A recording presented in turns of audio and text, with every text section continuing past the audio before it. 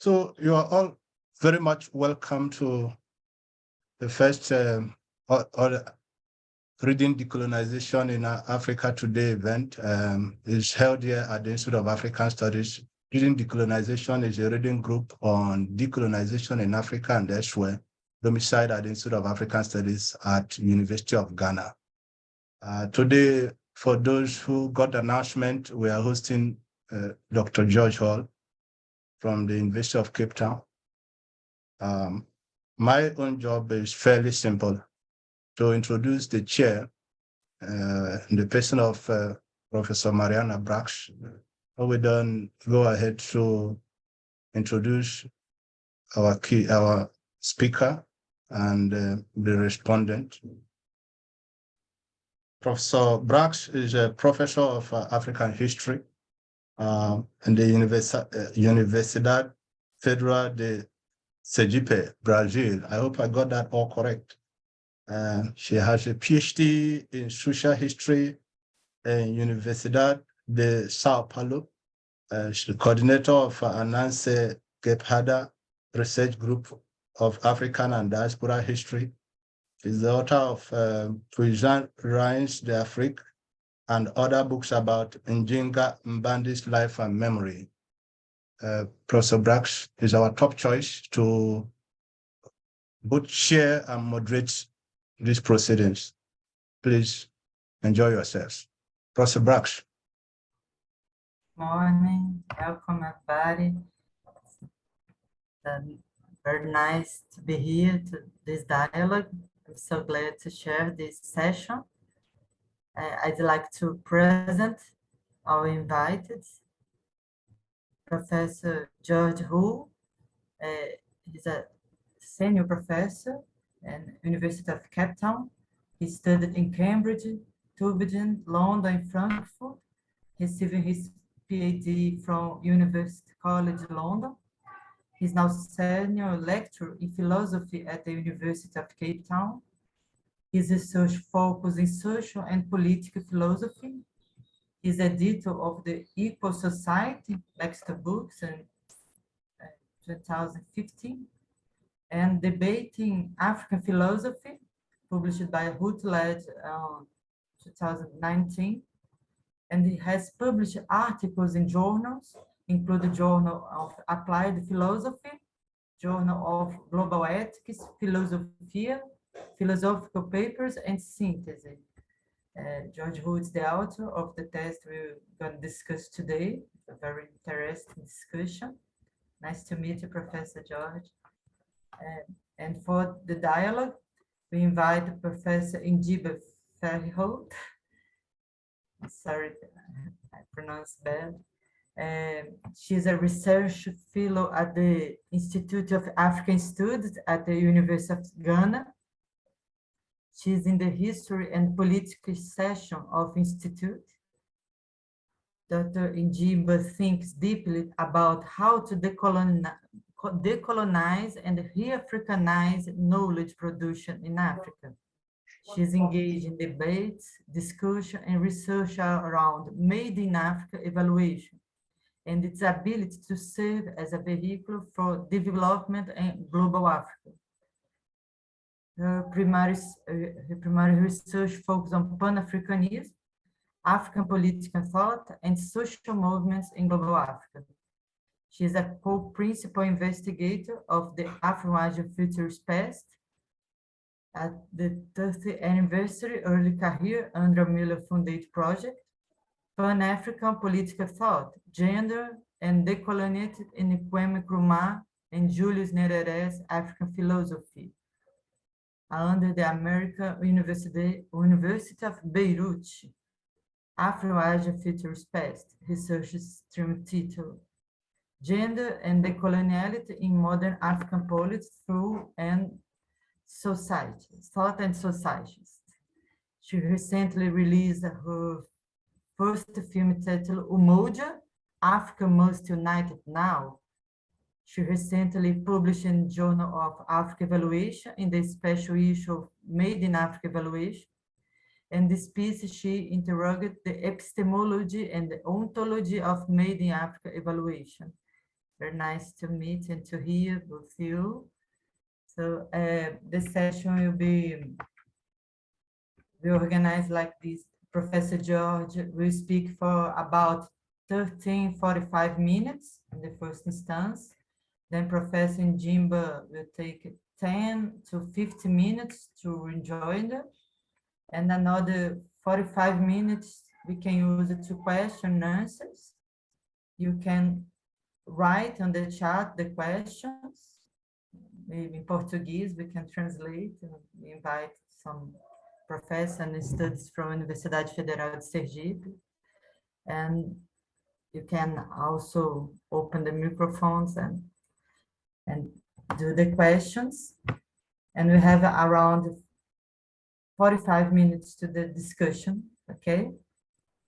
I'll pass the word to Professor George. Thank you very much. Very nice to meet you as well, Professor Bracks. I think also Professor Frehiwot, we met once in Cape Town a few years ago, if I'm not mistaken. So I'm very grateful to you for giving your thoughts after the paper. And I'm very grateful to everybody who's read the paper. Thank you, Dr. Mjiba, for inviting me. It's an honor to be in conversation with this group and the Institute of African Studies at the University of Ghana. I also want to say that I hope we can strengthen the existing ties between the philosophy department at University of Cape Town and various scholars at the University of Ghana. Now I'm going to share the screen. I hope I can share my presentation. Yes, you can. Yes. Excellent. Okay. I'm going to start from the beginning. So I hope that that's coming through fine. Yes. So, great. So my topic is epistemic ethno-nationalism. And this, as I see it, is a political and cultural ideology, or rather perhaps it's a template for a political and cultural ideology which is filled in different ways in different instances of it, which all have a common shape. To define what I mean by epistemic ethno-nationalism, but it's important, I think, not primarily because it's true or attractive or a good thing, but because it's become very influential in its various versions. And to me, it's fascinating because it has been arrived at from a number of different intellectual starting points, some of them secular, some of them religious, some left-wing Marxist, some plainly on the right wing of politics, some very, very close to governmental power, and some very far away from it. So in this piece of work, I look at two instances of this template for an ideology, but there are others. Though I won't talk about them today, I think that some strands, though not all, of Hindu revivalism, Hindutva, a political ideology in India, also some recent trends in the states, or rather the ruling party doctrine in China, as evident, for example, in the Communist Party's well-known document number 9, and recent pronouncements in line with it. Those would be other instances of epistemic ethno-nationalism, where it takes on a concrete form. Though I don't do it very much in the published article, and so I guess this is for future work, I think it's helpful to think not only about what the doctrine is, what it says, but also what it does. So I think it's helpful to apply the category of populism to epistemic ethno-nationalism. As I'll explain a bit later, I think it is a form of political populism addressed to us specifically in our capacity as knowers. In addition, I think one reason it's not a flash in the pan, we're going to see a lot more of epistemic ethno-nationalism, is that it performs a useful function in public diplomacy. So not just addressing a domestic audience, but also addressing a global audience. Epistemic ethno-nationalism, I suggest, enables a state actor to diffuse or block what is called soft power in international relations, the appeal of the culture or the values or the political values of an influential world power. So if in the Cold War, the bipolar Cold War, you had two international great powers laying out their ideological wares, as it were, and advocating for their universal adoption. In a multipolar setting, it's advantageous for the main rising power, and I suppose for the moment that's China, to build alliances against the former hegemon without seeming to impose its state ideology, or also even inviting people to adopt it. And that's where epistemic ethnonationalism can be a great tool of public diplomacy when a tottering hegemon is still making a universalist case. Okay, so that's mainly for future work, but also why I think it's going to remain an influential doctrine. Today, I want to focus on two instances of epistemic ethnonationalism: decoloniality theory, which I mean in a restricted sense, and neo-traditionalist Eurasianism. So let me very quickly introduce these two. Eurasianism, or Neo-Eurasianism, because as I mentioned, there were previous versions of it, holds that the world divides organically into 4 or 5 ethnocultural spheres or great spaces. Each needs to be run according to their own values or particular incommensurable horizon of being, to put it more metaphysically. And this great sphere or great space government model is explicitly modeled on the cultural and policy control over Russia's neighboring countries to which Moscow aspires. Alexander Dugin is Neo-Eurasianism's architect, energetic promoter. He has actually advised Putin directly, and his ideas were certainly some of the things which shaped Putin's efforts to justify Russia's military invasion of Ukraine in February 2022, when he talks about them being one people.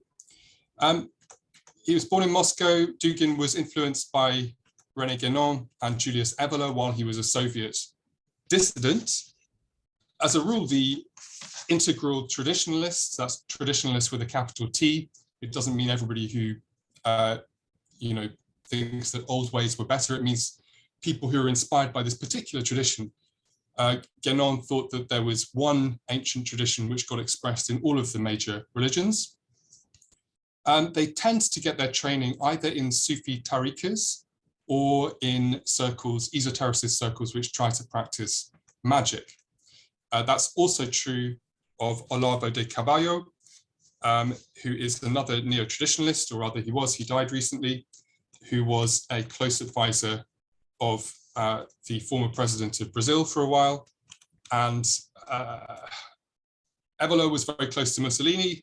I won't go into all the details of this, but he was commissioned to do some policy documents for the fascist regime in Italy.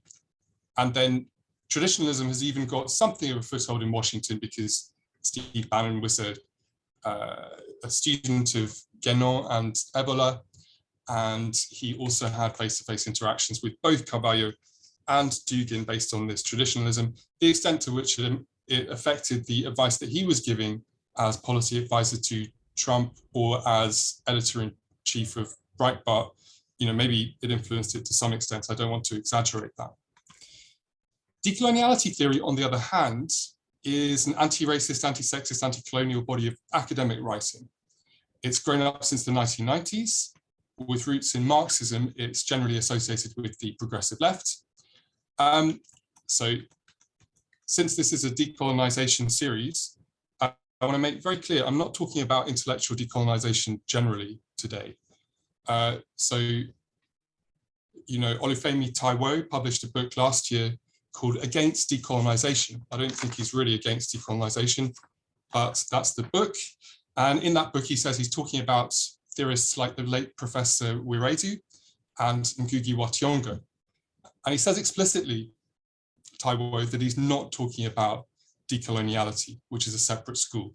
So I'm doing the opposite. Today, I'm talking about decoloniality, and I'm not criticizing Wiredu or Appiah, or even people who are a bit closer to the decoloniality group, like Sylvia Wynter. I'm interested in a quite narrow strand within the decolonization field, but an extremely influential strand, and that's the decoloniality theorists. So the most recognizable thesis of decoloniality, including Quijano, Mignolo, Maldonado Torres, and in Southern Africa, Lovi Gasheni, he's now in Germany, is that a colonial matrix of power has been in place worldwide for half a millennium, outlasting political decolonization.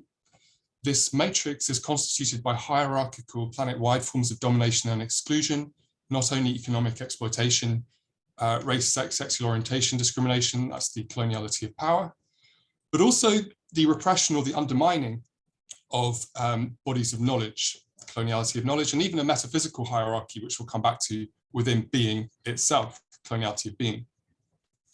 If societies of the global south are to progress from decolonization, formal independence, to decoloniality, dismantling the colonial matrix of power, that's only going to happen through critical reactivation of subaltern knowledges.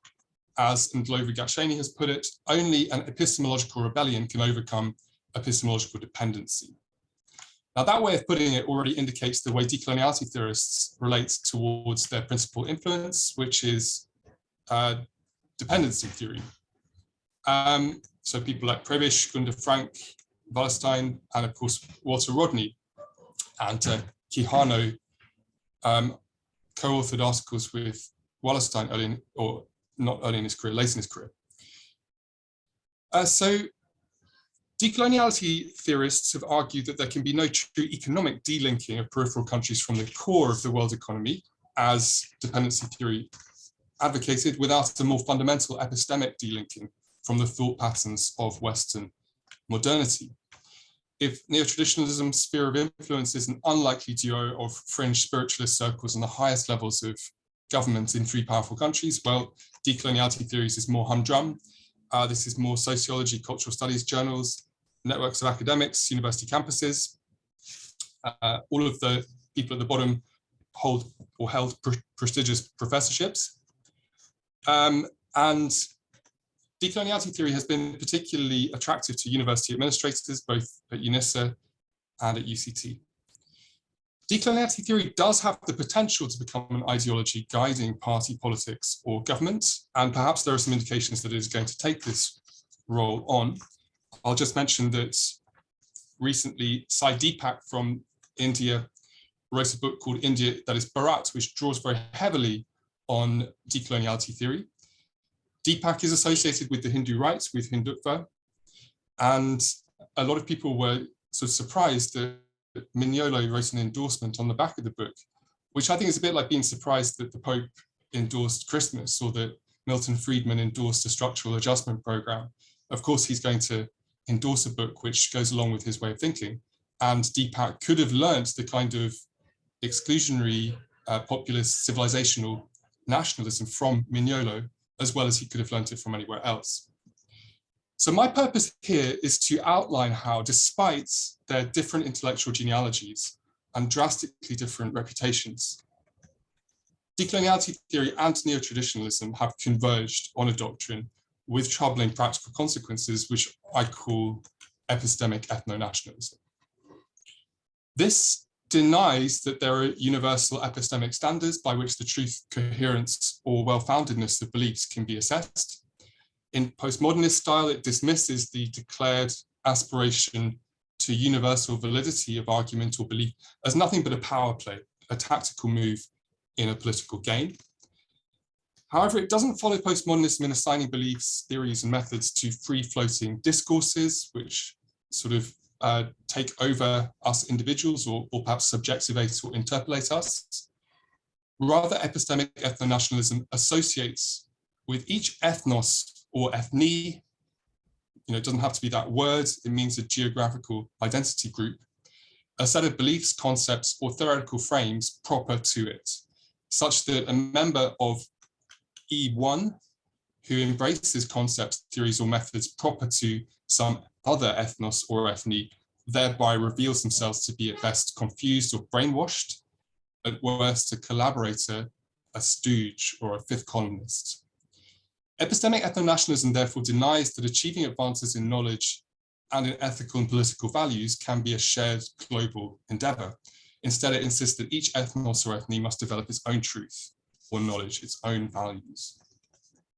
So I want to highlight some striking similarities of theory design, also do some assessment of the theories as I go along. I think the left-right spectrum is of limited help, but if neo-traditionalism is to be counted, as it usually is, as a rightist body of thought, then I think it's hard to avoid counting decoloniality theory as rightist as well. All right, so let me try and go over this quite quickly. Traditionalism was developed as a political doctrine, especially by Julius Evola, writing in the 1950s, those books at the bottom. He attributes the disorder of the age to liberalism, meaning the French Revolution, the 1848 revolution. He doesn't think that one can just restore previous existent political orders to improve things. So he's not really a conservative in that way. Rather, one has to be guided by the great European political tradition, which he thinks has never been fully instantiated. A true political class needs to put that into effect. He's not particularly clear about the content of the idea which should guide them, and he's less clear about whether this idea should guide political formations in Asia, Africa, and the Americas as well.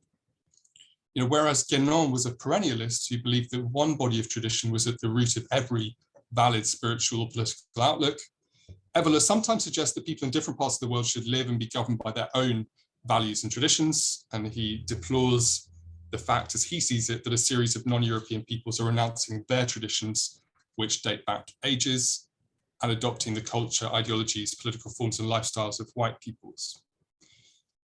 This notion that there exists a multiplicity of different but equally valid traditions, at most hinted at or entertained by classic traditionalism, is the centerpiece of contemporary neo-traditionalism. By the beginning of the 21st century, Alexander Dugin, a dissident during Soviet times, had concluded that for Russia, liberalism doesn't fit, communism, fascism equally unacceptable, so we need a fourth political theory.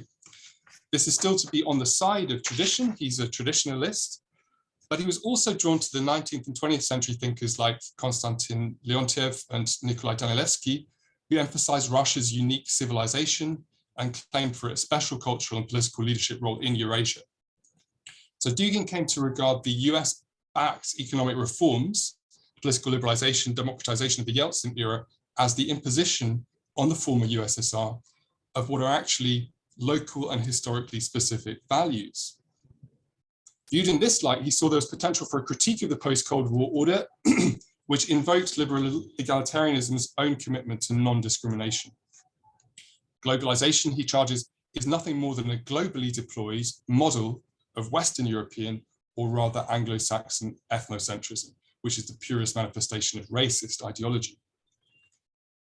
So Dugin, I don't go into this so much in the article, but Dugin is influenced there by the Eurasianist school, which goes back to really the 20s, goes back even further in Danilevsky on the left to the 19th century. But Prince Nikolai Trubetskoy on the right is an interesting character writing in the Paris of the 1920s, because he argues that Russia had been colonized by the West. Of course, Russia was never colonized by the West, and it was in fact in the 19th century colonizing lands to the east and to the southeast of it. It was an empire. So this is one of the first instances, I think, of colonization and decolonization being used to refer purely to an ideological or epistemic phenomenon. So that is another path of influence on Dugin. So Dugin's neo-traditionalism, and really it's a neo-Eurasianism as well, is in the first place a program for government of the Eurasian great space centered on Moscow, according to its own distinctive body of ancient tradition, not that of outsiders. But it's also something more ambitious. It's the doctrine that every ethnos has its own tradition, its own values, which are right for it to live and be governed by. So how does this differ from classic traditionalism? Well, liberalism isn't condemned outright. It's a cultural system that has a right to exist, but only alongside other cultural systems, and it must stay in its proper great space sphere. It explicitly affirms the plurality of traditions. And while there may rightfully be a hierarchy within civilizations, there's no common universal measure to judge different ethnic groups. He says we should view the ethnos in the plural without trying to establish any kind of hierarchical system. When one society, quote, tries to judge another, it applies its own criteria and so commits intellectual violence. His ethnos relativism is not restricted to moral and political values, but applies to concepts, theories, and methods in general. He calls it gnoseological plurality. And as you can see, there's a Eurasianist episteme for Russian civilization, a Chinese one for Chinese civilization, Islamic for Islamic civilization, and so on. So this sounds great, perhaps gnoseological plurality. And he's willing to take it so far that when he was asked by a BBC journalist a few years ago whether he believed the Russian television reports about the Syrian war, he said, well, we have our special Russian truth that you need to accept as something that maybe is not your truth. The truth is relative. So that's his position. Now, when Dugin attributes specific ideas and values to ethnos E1 and others to E2, and so on, this isn't tautological. It's not by accepting or espousing a specific set of ideas and values that one comes to be of a particular ethnos. In other words, people are not sorted into ethnoses according to what they believe or what concepts or values they operate with. Otherwise, it couldn't have happened that all these 1990s Russian and consequently Eurasian reformers were espousing liberal democratic policy, which is, as he puts it, the structure and logic of the West. So if one is of ethnos E1 and one espouses E2 type values, concepts, and beliefs, there is something wrong with you. You ought to be espousing E1 type values and beliefs. So it's not based on what people overtly say or the values which guide their behavior, but rather it's based on what he calls deep identity, a quote, organic, existential, basic identity that lies below diffused identity that one is of the ethnos that Dugin holds one to be. So Dugin's Eurasianism can seem benign. It urges that each ethnos show respect for the outlook and practices of all the rest, but its message to members of an ethnos who have embraced ideas and values which are not, in Dugin's view, proper to that ethnos is rather more disconcerting.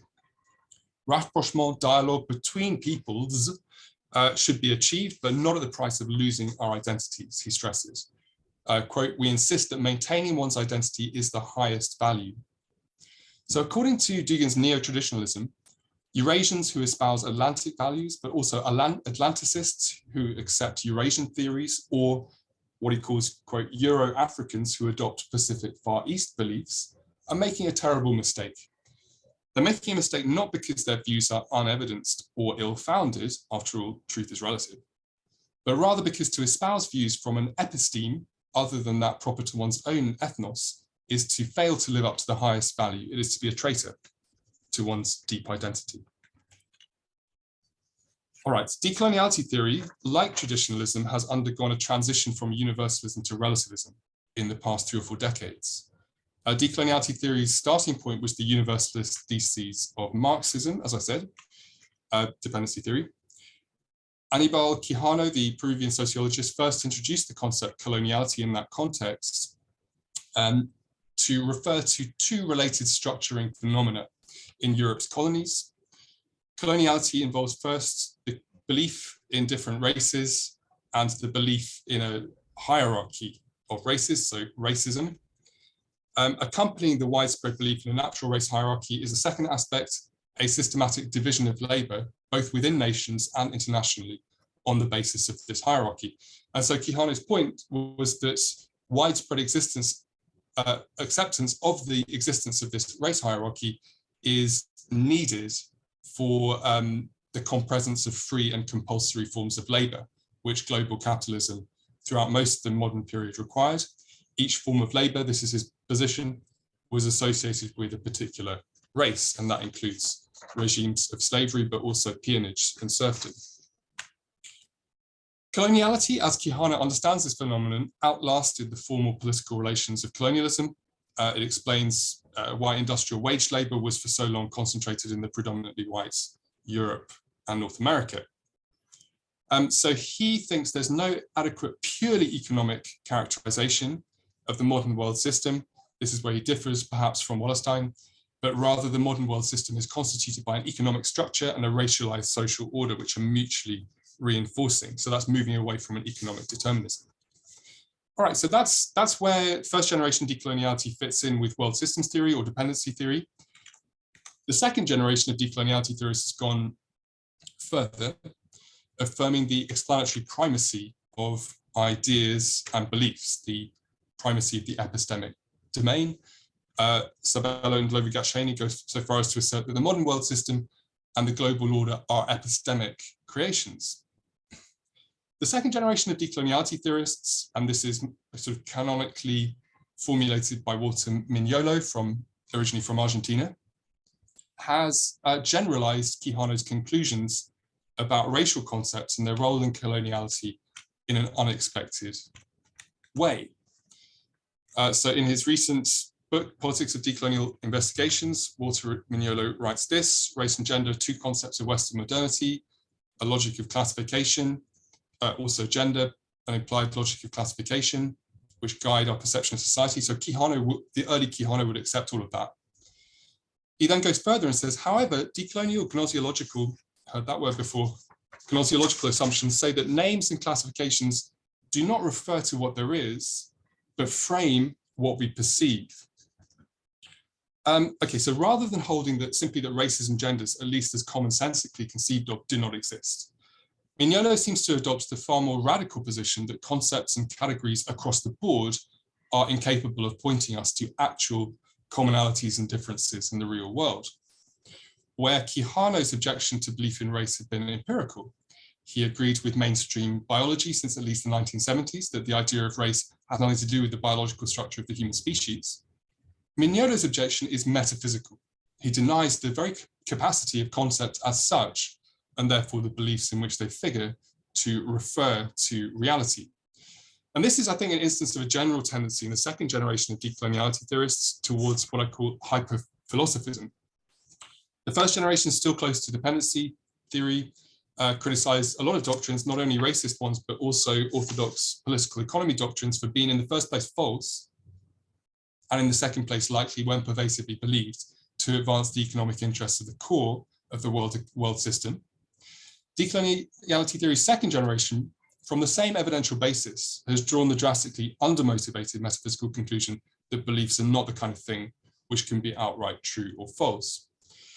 So if it doesn't evaluate theories or beliefs for factual correctness, how does it evaluate them? Well, contemporary decoloniality theory advocates instead for the application of standards of justice to theories, belief systems, or as it often calls them, knowledges. The hierarchical coloniality of power needs to be dismantled, equalized, but alongside coloniality of power, there is a hierarchy of knowledges, the coloniality of knowledge, which equally needs to be dismantled so that all knowledges are now recognized as equal. So Ramon Gross-Foguel, for example, deplores the fact that European, Euro-American colonial expansion constructed a hierarchy of superior and inferior knowledge, correlated and objectionable in the same way as the hierarchy of superior and inferior people. And Lovi-Gasheni says the ultimate goal is to put all onto-epistemic traditions, so theories, in a non-dominant and equal position, and that puts flesh on the bones of Walter Mignolo's programmatic statement that decoloniality theory is not about articulating new contents of knowledge, but rather a new politics of knowledge. Now, it's important that decoloniality theorists don't advocate for what might be called a straight discourse egalitarianism, the view that every theoretical approach, no matter where it comes from, should be equally influential, equally broadcast, equally taught. Rather, just as in Dugin's Eurasianism, knowledges and worldviews, modes of knowing, or epistemologies are in decoloniality theories not to be detached from their geographical qualifiers. So we hear that in South America, the Spaniards managed to impose their concept of time, according to Mignolo, which differed from Andean time. We hear about the imposition of Western epistemology, which marginalized African modes of knowing. American ideas are to be combated with a new African episteme. So decoloniality theory's discourse egalitarianism looks to these geographical qualifiers on discourses or knowledges, African, American, Andean, European, Euro-American, and so forth, not only to determine which discourses influence should be equalized, but also where or among whom each discourse ought to exercise its influence. Decoloniality theorists deplore the universalizing, as they put it, of Western particularism. Since in Mignolo's words, there is no one way or truth without parenthesis, a phrase that he likes, of what constitutes valid knowledge, since as Ndlovu-Gatsheni stresses, all human beings were born into valid and legitimate knowledge systems, it is an impermissible form of arrogance for a thinker on the basis of evidence or arguments to put forward a conclusion as being potentially correct universally, i.e. no matter where it is uttered or by whom. So decoloniality, these are Mignolo's words, shall dispel the myth of universality. And accordingly, he sets out to put overstepping thinkers in their place. For example, he insists that the Kantian legacy, Kantian ideas, should be reduced to its proper localism. So note that the objection is not that Kant's theories are untrue or that his theory of morality delivers unacceptable results. Rather, it's fine for people to believe in Kantianism, but it should be in its proper geographical localism. I don't know where that would be. Of course, Kant wrote in what is now Russia. I have a feeling he might mean in Western Europe. Now, even Aníbal Quijano, the father of decoloniality theory, came around to this way of thinking towards the end of his career, writing, "Nothing is less rational, finally, than the pretension that the specific cosmic vision of a particular ethne should be taken as universal rationality." Now, there's some problems with the translation, because this is to pretend, this is to try to impose a provincialism as a universalism. So decoloniality theory has come to espouse what can be called an ethne relative discourse egalitarianism. Mignolo often quotes this passage from Quijano. Just as in Dugin's Eurasianism, discourses and worldviews are to be restricted to their proper ethnic localism. And there is to be no hierarchy among the discourses or epistemes proper to each ethne. Now, this striking transformation which decoloniality theory has undergone in the past 3 or 4 decades can be illustrated in the figure of the comprador. In classic dependency theory, as you know, the comprador bourgeoisie plays the role of an indispensable intermediary for global capitalism. It's a small entrepreneurial class in the country of the economic periphery, and the comprador bourgeoisie makes a tidy profit facilitating export of local raw materials and import of manufactured goods, and pressures the government to keep those trading relations in place, even though they're ultimately detrimental to the country's economy. Quijano, first generation, added to this picture the thesis that reasons of economic self-interest were on their own insufficient to motivate or ensure the success of the compradores. The additional ideational factor of racial solidarity with the elite of the core was, in his view, indispensable. And Quijano there was thinking specifically of white racial solidarity between Latin American governing and business elites and Europeans in the metropole, which he also considered a barrier to Latin American nation formation. Contemporary decoloniality has a place for the comprador, though it doesn't regularly employ the term comprador. But it's clear who, following decoloniality's epistemic term, this structurally analogous groups of people would be. Ndlovu-Gatsheni writes, the success of colonialism and coloniality in the domain of knowledge was and is always dependent on winning some of the colonized people to its side. The epistemic compradores are those members of a global South society who, again, in Ndlovu-Gatsheni's words, those socially located on the oppressed side of the colonial difference, think and speak epistemically like those on the dominant positions. And he gives the examples of post-independence African elites who displayed problematic colonial consciousness. In Mignolo's description, they are, quote, natives who are, quote, not locals. Non-Westerners, Mignolo speaking, who have been taught to despise their narratives and accept the, quote, true one, which is the Western local narrative, the narrative, as he puts it, valid for Westerners, but not valid for others. So just like in classic dependency theory, contemporary decoloniality theory blames the comprador class for consigning its society to economic dependency and underdevelopment. But contemporary decoloniality theory's ethne relativism provides it with a prior and more immediate reason to condemn the epistemic compradores. These are thinkers and reasoners whose curiosity has led them to stray beyond a proper localism, to go beyond the pale, seeking enlightenment in ideas outside the episteme proper to their own ethne. All right, so neo-traditionalism began from the conviction that modernity must be overthrown and an ancient but eternally valid tradition revived. Decoloniality theory from the conviction that national and transnational forms of exploitation, oppression, and discrimination must be exposed and halted. From these very different starting points, the two bodies of theory have arrived at strikingly similar position: epistemic ethno-nationalism. Both neo-traditionalists and decoloniality theorists owe us an account of the bearer of culture, as I put it, i.e. the bearer of an episteme or values, a knowledge, concepts and beliefs, which would explain why a specific cultural content is intrinsically proper or suited to each such bearer. Now, other theories have called on the biological concept of race in the past to play this role, but neo-traditionalists and decoloniality theorists, their ethnic terminology notwithstanding, rejects not only the idea of race, but also, of course, the idea of a race hierarchy. One option would be to stipulate that an ethnos or ethnie simply is a culture, or simply is the group of people who happen to espouse that culture.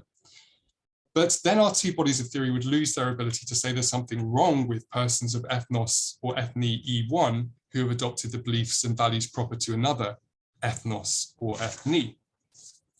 So both theoretical approaches require a culture bearer substantial enough to stay constant across changes in cultural content born, and which can support normative judgments about what cultural content is proper, ought to be born by the bearer of culture, but which is not empirically discredited. Now, I'm going to go over this quite quickly, but both theories have turned somewhat surprisingly to existential phenomenologies, transcendental accounts of what must be true of any possible agent or subject of lived experience. This is clearest in the case of Dugan, who says that each ethnos or ethnicity possesses its own Dasein. We don't need to go into the philosophy very deeply, but there is a difference at the ontological level, at the level of being in the world, on Heidegger's theory, according to Dugan, between different ethnoses. For Dugan, then, it's not because of physical differences between ethnicities, but because of something deeper, a fundamental metaphysical difference, that every ethnicity has its own truths and its own episteme, in his words. Decoloniality theory, and this is especially developed by Nelson Maldonado Torres, invokes existential phenomenology. He draws directly on Heidegger as well, not to differentiate between ethnies directly, but to differentiate between colonizers and colonized. There's a distinctive lived experience of colonization. This means that the colonized is not, quote, ordinary Dasein. So colonizer Dasein and colonized Dasein differ fundamentally. Therefore, being has a colonial aspect. There's an ontological significance to what, drawing on Fanon, he calls the damné, because of a transcendental concept. Now, okay, so I'm going quite quickly over this. We can go back to this in the Q&A if you would like to. But really the problem with this is quite simple. The distinction between ontological and ontic in Heidegger's existential phenomenology so for something to be ontological, it must be a condition on the very possibility of a lived experience or an Erlebnis. Nothing which, so the idea of using that concept of the ontological to distinguish between different ethnoses, or to distinguish between a colonized and a colonizer being in the world, is always going to fall short, because if you could have had a lived experience without being a colonizer, namely by being a colonized or by being neither, then it can't be that being a colonizer or colonized is a condition of the very possibility of lived experience. And similarly, if every ethnos on Dugan's view has its own sort of culture and its own values, then that means if you'd been born to another culture in another part of the world, then you would have had different values, and therefore those values, or the basis for those values, can't be a condition on the very possibility of lived experience. Okay, I go into this in more detail in the paper, but there's no need particularly to say any more about that now. Okay, so both neo-traditionalists Neo-Traditionalism and decoloniality theory reject the notion that our beliefs or utterance could ever be objectively and universally true. The most in the way of truth, which our two theories permit beliefs and utterances to possess, is truth or validity relative to some framework of assessment, or truth in parenthesis, as the decoloniality theorists like to say. But neither theory relativizes the truth of beliefs and utterances ultimately to an epistemic system. Neither, that is to say, holds that the relative truth or falsity of beliefs and values is ultimately a matter of whether they cohere with the logical principles and evidentiary standards which constitute a particular epistemic system. And in this, I would say that they differ from certain forms of postmodernism. Because of course, individuals and groups' epistemic systems can change as they get educated or are persuaded to revise their opinions or even adopt a different culture. But neo-traditionalism and decoloniality theory both require a framework of assessment which stays constant across such changes. When they take the proximate framework of assessment for a given belief or utterance to be an epistemic system or an episteme, that's always because they take this to be the epistemic system belonging to or proper to the relevant ethnos or ethne. So this is a relativism to one's ethnic identity in the sense of a geographical group identity. You know, ethne or ethnos are not always the words which are used, but always validity of beliefs is relativized to a geographical group identity. This ethno-relativism is what compels both theoretical approaches to seek a culture bearer with quite special characteristics, as we've seen. Second difference with postmodernism is that while many postmodernists, such as Jean-François Lyotard, disown meta-narratives or grand narratives, they don't want to have a sort of universalist theory of history or theory of truth or theory of what people ought to do. Our theoretical approaches both affirm that over the past 500 years, the West has economically exploited, violently subjugated much of the rest of the world. The West has exported, promoted, sometimes imposed a set of beliefs and values, rational standards which are properly local only to it, true or valid only relative to the Western ethnos or ethne, where still the West has managed to convince some non-Westerners that not only their local beliefs and values, but potentially even those of the West, are potential candidates for objective and universal truth.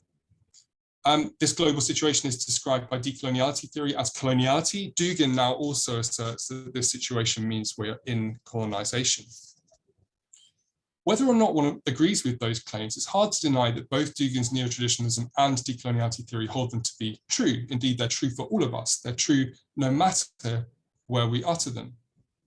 But if they can grant that so many controversial propositions are candidates for objective universal truth, we're entitled to ask decoloniality theory, as opposed to somebody like Jean-François Lyotard, why these theorists will not allow us also, the reader, to assess other propositions for objective and universal truth, rather than only to assess them on the basis of whether they're proper to our ethnos or ethne.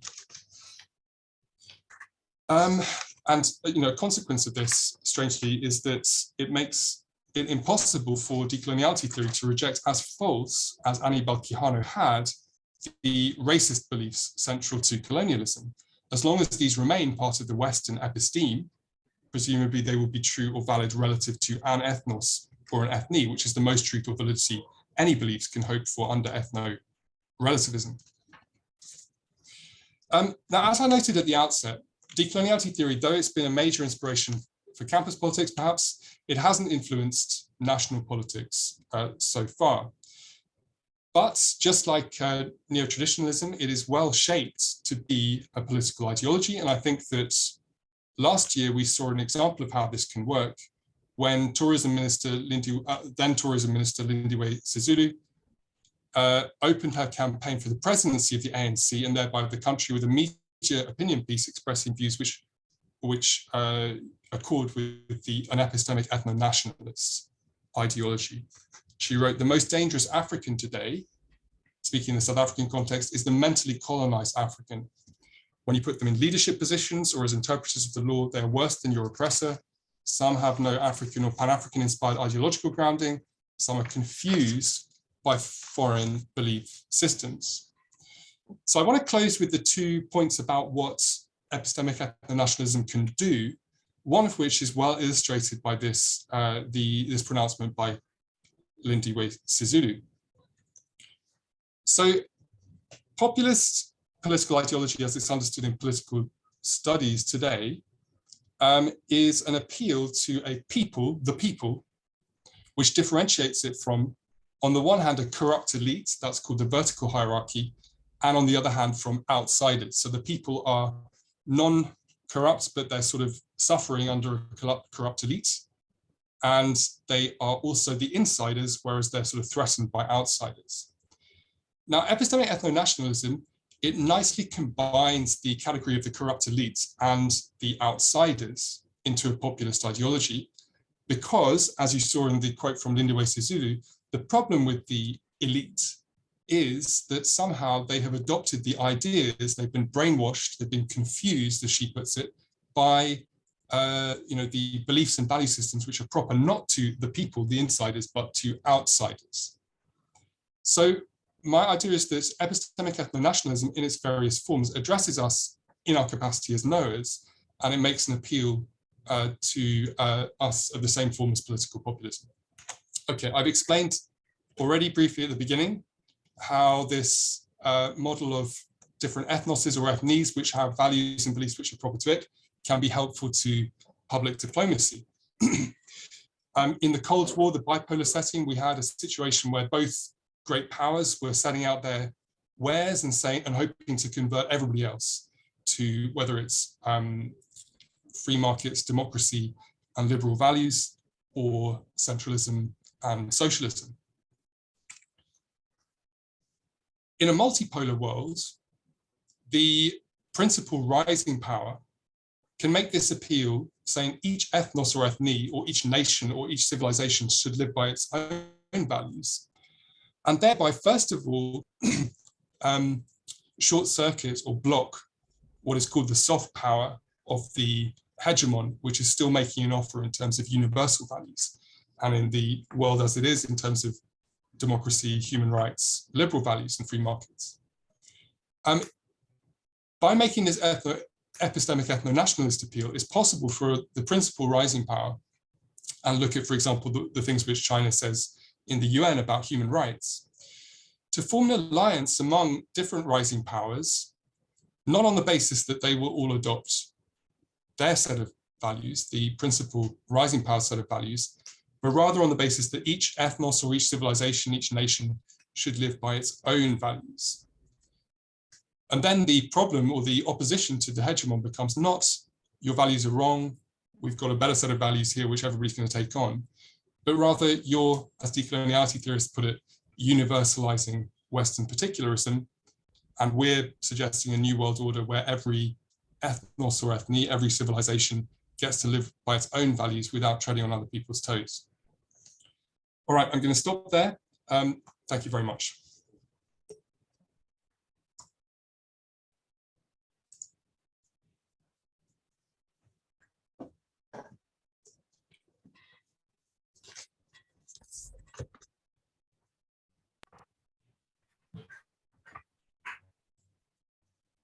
It was very nice to hear, Professor George. Wonderful presentation.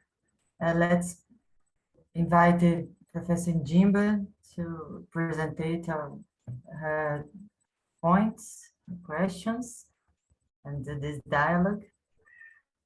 Nice to meet you, Professor Mjiba. Welcome. Thank you so much. I'm so grateful to be here and to have the opportunity. I'm sorry, I'm putting on my timer because I want to make sure that I respect the time frame. So I'm so happy to be here. Thank you, Dr. Hall, for that presentation. And I want to start out my sort of remarks with a quote by Dr. Kwame Nkrumah, the first president of Ghana. We all know Ghana gained independence in 1957. And at the installation of the Institute of African Studies, Nkrumah said in the African Genius speech, "Until recently, the study of African history was regarded as a minor and marginal theme within the framework of imperial history. The study of African social institutions and cultures was subordinated in varying degrees to the effort to maintain the apparatus of colonial power. In British institutes of higher learning, for example, there was a tendency to look to social anthropologists to provide the kind of knowledge that would help to support the particular brand of colonial policy known as indirect rule. So you may be wondering why I'm starting out with a quote by Kwame Nkrumah. With the exception of the fact that I am a proud member of the Institute of African Studies, I think it's important to situate this conversation about decoloniality, neo-traditionalism, and universalism in the opening of an institute, which is our mission, right, is to decolonize the knowledge production of African people. And so as I was listening to Dr. Hall, I was teetering between the poetic presentation of philosophers and the real crux of his presentation, right? So I want to raise a couple of questions. What is the purpose of education? Since Dr. Hall spoke about some, folks out of Latin America, I thought, why not talk about Paulo Freire, who talks about education either being a transformative agent, which teaches students, and when we say education, we're talking both formal education in the so-called Western sense and informal education, right? And noting very, very importantly that the introduction of formal education on the African continent is not the first time there was formal education. Paulo Freire says education should be transformative. It should educate the people to transform their conditions, right? Paulo Freire also suggests that the banking model of education is not something that is positive for humanity, particularly African people. Then I have another question. What is universalism? Who dictates what's universal thoughts and ideas and values and principles and truths? Is it the African, since we're sitting on the African continent, that dictates universalism? Is it the global South, the global North? Is it the ruling class? Who dictates universalism? Particularly when we're talking about juxtaposing universalism with decoloniality. Like when we're thinking about decoloniality and decolonial thought, I started to think, why do we even need decoloniality and decolonial thought? Did it drop from the heavens? Is it something that sprang out of people wanting to be excited and just think about something because they had nothing else to do? Or was it a response to coloniality? Was it a response to something that we know called the colonial empire, right? And then I began to think, it's important when we're having these conversations to state our positionality up front, right? So for example, my positionality, I'm a research fellow at the Institute of African Studies. I'm an African.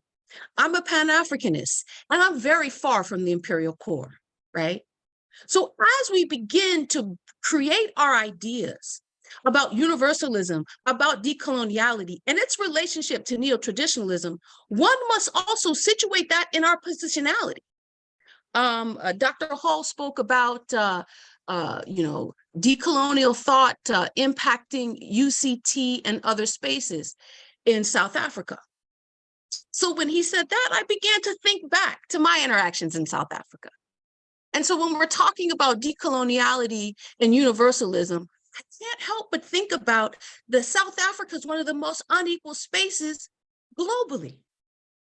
I can't think about the mansions in Stellenbosch in comparison to the shanty towns in spaces in Cape Town, right?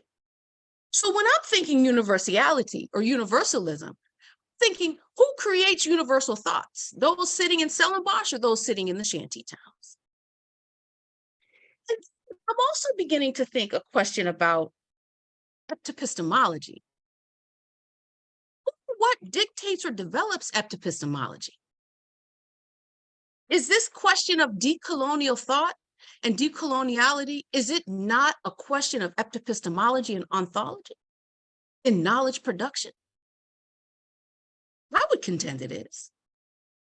Something else that kind of tickled me when I was, or made me think when I was listening to Dr. Hull, is this notion that he's not talking or directing this to decolonizing or folks who are intellectually talking about decolonization, but to a specific set of decolonial thinkers, right? Of which only one's an African. Thinking to myself, how can you divorce decolonization, the long history of the decolonization movement from decolonial thought or decoloniality? I find it difficult to divorce the two. Right? We in the academy, we love to suggest or contend that one thing starts and another ends, and they are disconnected, but they are not disconnected. Decolonization and decoloniality are absolutely connected. I also began to think about a couple of things during this presentation and, kind of preparing myself. What I thought was interesting is the people who were quoted, although these are, the traditional people that we quote, they're 4 men, right? Are there no women that have written about decoloniality? Right? Are there no African folks other than one that have written about decoloniality or thinking deeply about decoloniality? I find that hard to believe. And then when we're talking about neo-traditionalism, I'm starting to think about, neo-traditionalism. When we know the historical narrative, right, about tradition and modernity, right? We're sitting on the African continent, and we know very well, those of us who are students of history and political science and philosophy, and actually you don't have to be a student of any of those things. You could be somebody who don't have access to Western education, and you know that globally, this unequal society positions Africa as traditionally as a traditional space. And it's a negative situation, right? A negative position, and the West as a modern, more developed space. Now, we know why the West is developed, because of the underdevelopment of Africa, as Walter Rodney was thrown on the slides, which I love Walter Rodney, How Europe Underdeveloped Africa, very much relevant today in 2023, as we talk about decoloniality. And I am checking my time because I don't want to be disrespectful. As I'm thinking about this, I'm also thinking about this question of how do we how is this intersection of neo-traditionalism and decoloniality? I struggled to see the connection, right? Although there's this connection about, ethno or whatever the word was, I do apologize because I wrote it down, but it can't come to me at this moment. It's contending that, right? There's not agency in local spaces, which is problematic at best, in my opinion, right? There's local agencies, there's optimal agency. Malife Asante speaks about African agency. Kwame Nkrumah says African people must manage their own affairs. Why must, just in a extremely unequal world, right, that is still based on global South and global North, and there are people in the global South who represent the global North, right? How can we, in a space which is inherently unequal, in which a capitalist system, right, oppresses one, and a particular group of people has less access to oppression, right? How can we talk about universalism? It's perplexing at best. And then when we're thinking about this notion of decoloniality, or the coloniality of power, the coloniality of knowledge, there is a coloniality of knowledge. The reality is that the specific, when we're talking about intellectual knowledge and the academy, right? it is 100%, there is a coloniality of knowledge. There is a Western canon, right? There is an internationalization of education. And so as we begin to think about universalism, right? Can we speak about universalism as if we're not living in an unequal society? If we're not living in a society that was built on the backs of people, as if we're not living in a society where the West that dictates knowledge production, right, to the global north, to the global south, particularly the African continent, is not reaping benefits from the African continent. Can we speak about universalism? I'm not sure we can. And can we compare neo-traditionalism to decolonial thought in an era when we are using coltan from the Democratic Republic of the Congo and children don't have access to Western education? I find it very strange that those two things are being compared in the world that we're living in. Now, if we were living in an equitable world, and if people in Stellenbosch weren't sipping wine while people in Cape Town are figuring out where their next meal is coming from, let's talk about universalism, right? I still contend that universalism, particularly in the hands of the ruling class, oppresses the masses of people. And then there's this question about insider and outsider, which I think is particularly interesting. I have about 2 minutes and 53 seconds, so I'll keep myself to that note. Insider and outsider is relative, isn't it? Right. And the quote that was brought up by the I forget who it was, the sister who was talking about the African bourgeoisie. I agree with the quote 100%. Right. One of the greatest the greatest threats to global Africa and African unity, right, and Pan-Africanism is African people, well, not African people, is folks aligning with the West. Because being an African, and this is another question I was going to ask, who is an African? And as African people, who has the right to dictate what their history, to write their history, to produce their culture, and to dictate their forward movement, right? This notion of universalism contends that some will or will not have access to writing that, right? When we're thinking of universal ideas, thoughts, and principles, and truths, truth is a universal truth. So is the truth written about the transatlantic slave trade the truth because it's written down in English or in French or in Portuguese? Is that the truth? Is that the universal truth? Who dictates universal truth? Here are my questions, right, around this notion of universalism, decolonial thought. And I think that it's a very narrow reading of decolonial thought, decoloniality. It's a very narrow reading of it.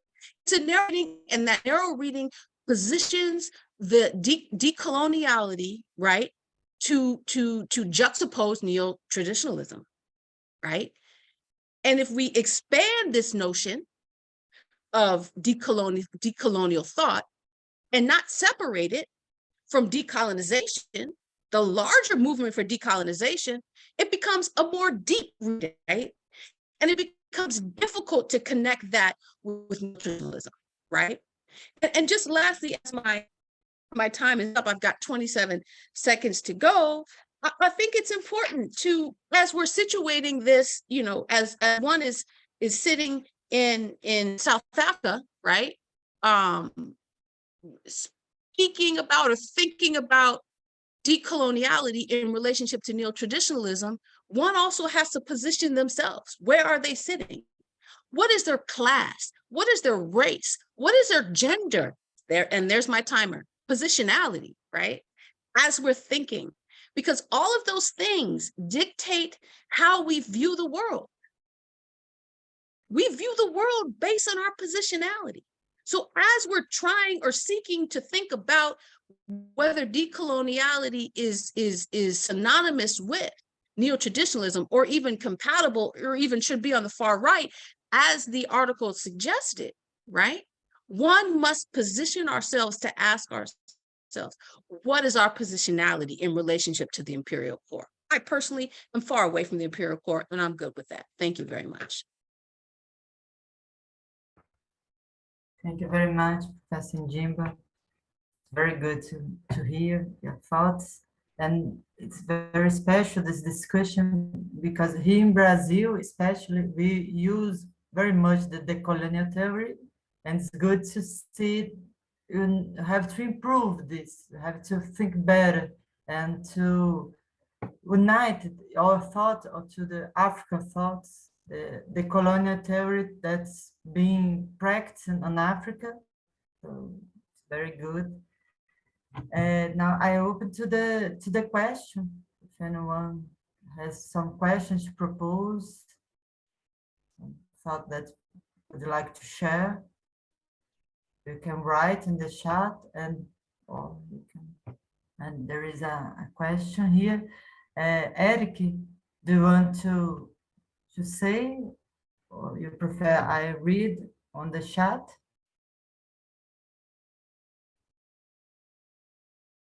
But he asks, in the intermediate period after independence, some African countries engaged in restorative and reclamative actions in how they renamed their states, city, towns, and themselves. Zimbabwe, Kinshasa are key examples. For reclamation of personal names, there are numerous examples. Do you consider these actions also as part of ethno-nationalism?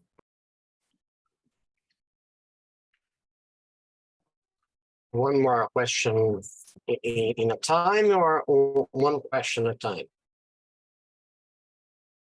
How do you prefer, Professor George? One question. Well, shall I answer that one and also say a few words about Professor Frehiwot's? Would that be okay? Okay. So the example about renaming, no, absolutely not. That's not ethno-nationalism, because that need not be based on any kind of ethno-nationalism, and certainly not epistemic ethno-nationalism. It could just be that, you know, the one following political independence, one prefers to have names which have a longer history associated with the place, as in the case of Zimbabwe. So no, absolutely not. And I'm very grateful to Professor Frehiwot for the response. And I just thought it's helpful just to say a couple of words straight away, which is, you know, I think that we have more common grounds, Professor Frehiwot, than perhaps you think. You know, you said, why don't we broaden decoloniality out to include all thinkers who talk about epistemological decolonization? Well, the reason is because then one doesn't see the distinction between views of intellectual decolonization which are extremely positive, which are productive, which are necessary, which I get behind, and ones which I, at least as I've argued, and I don't know whether you agree or disagree really, ones which constitute a political ideology which is ethno-nationalist and right-wing. So I think it's extremely important to differentiate between the two rather than to bundle them all together. Just a couple of words on the topic of universalism. Of course, you know, to say one is a universalist about truth, about beliefs, or about the things which people doesn't require us to say that there's a committee somewhere which decides what the universal is. All it means is that anybody's statements are candidates to be true, no matter where they're uttered or by whom. So, you know, Walter Rodney, who was mentioned in your comments, you know, he's a universalist, because the point he's making, like other dependency theorists, is that, you know, various, you know, what we now call neoclassical economics, those doctrines are false, because they tell you what it's a good idea for an economy to do in certain circumstances, but not in others, not in peripheral economies. So like other dependency theorists, that's a universalist theory, one which I think is a lot more plausible. So I'm agreeing with you about that, than the decoloniality theorists of you know, the Mignolo type. Now, you know, as regards positionality, I mean, a point I would make is that the sort of standpoint epistemology, which says that people who are more on the receiving end of forms of injustice are better guides to people who are often more perceptive about forms of injustice. And I think that that's true. That is only going to, that sort of standpoint epistemology only works if you have a sort of universalist picture which says that, what they say, it's not just valid for them, but it can actually be illuminating for everybody, including for people who are at other places in those relevant hierarchies. And finally, on traditionalism, very, very important to differentiate between traditionalism with a capital T, which is associated with Guénon and Ebola, and tradition with a small t, where, as you rightly said, some societies as more traditional than others. I mean, Ebola and Guénon, they wanted Western European society to be traditional in a very specific sense, that it should accord with an ancient tradition. So look, maybe it would have been better if I'd done a talk which is about decolonization versus decoloniality, because I'm on board with the idea that there should be epistemic decolonization. I was invited to talk about this paper. I'm on board with the idea that there should be decolonization in an epistemic sense. That's thoroughly compatible with universalism, as was well proved by not only Kwame Nkrumah, who was quoted, but also the late Professor Wiredu, who has a very well worked out technique for how intellectual decolonization can proceed. And he would utterly disagree and reject the relativism of figures like Mignolo and Ndlovu-Gasheni. So that I think is where the action is, not in saying should we be decolonial or not, but rather which approaches within the broad set of, because it is a broad school, but you can't lump them all together because it's theorists who disagree with each other. And so I think all the action is in working out which theories are defensible and which ones are the productive ones that we should follow. Very good. Professor Lucas Pinheiro, would like to present your question. My question is, here in Brazil, for us, our altermundialism that became from Mignolo and Quijano is in a different side from that became from Dugin, Putin, and Russia. What looks like for us is that the Russian view is another kind of neoconservative altermundialism, and not for the emancipation of the civilizations and the millennial people, the ancestral people. In this line, one thing is to questioning the epistemic colonialism, and another thing is to reemerge, to get dignity and freedom of voice and representative. This is not so clear for us, and if you can show us what your vision, we would be grateful.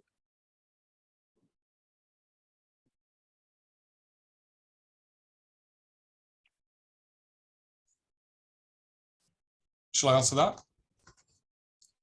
Yeah, so I'm not sure I understood the question entirely.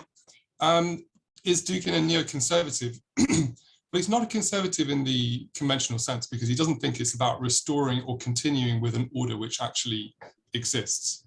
Now, as regards dignity and freedom, look, both of the theories which I've looked at, they do think that by